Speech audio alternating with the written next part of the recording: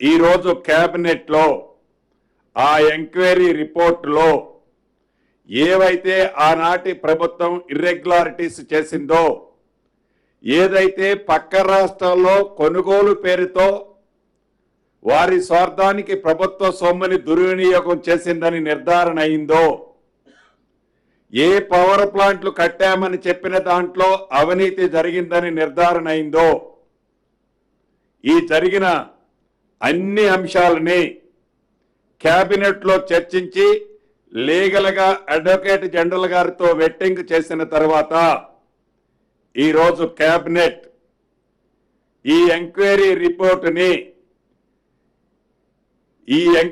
రిపోర్టుని కేంద్ర ప్రభుత్వ సంస్థమైన సిబిఐకి హ్యాండ్ ఓవర్ చేయాలని నిర్ణయం తీసుకోవటం జరిగింది.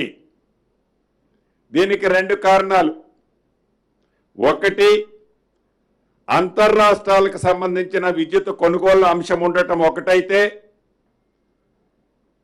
కేంద్ర ప్రభుత్వ సంస్థలుగా ఉన్న కొన్ని ఈ రెండు విద్యుత్ ప్లాంట్లలో వారి పాత్ర కూడా కొంత ఉంది. వీటన్నిటినీ దృష్టిలో పెట్టుకొని కేంద్ర ప్రభుత్వ దర్యాప్తు సంస్థ అయిన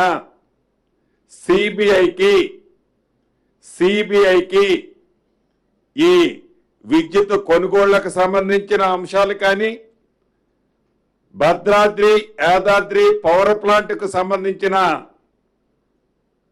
అంశాలలో ఏవైతే ఉద్దేశపూర్వకంగా ఆనాటి పెద్దలు తీసుకున్న నిర్ణయాలు నిజమేనని ఎంక్వైరీ రిపోర్టు వచ్చిన తర్వాత లీగల్గా దాన్ని నిర్ణయం తీసుకొని సిబిఐకి దీన్ని హ్యాండ్ ఓవర్ చేయాలని రాష్ట్ర కేబినెట్ నిర్ణయం తీసుకుంది.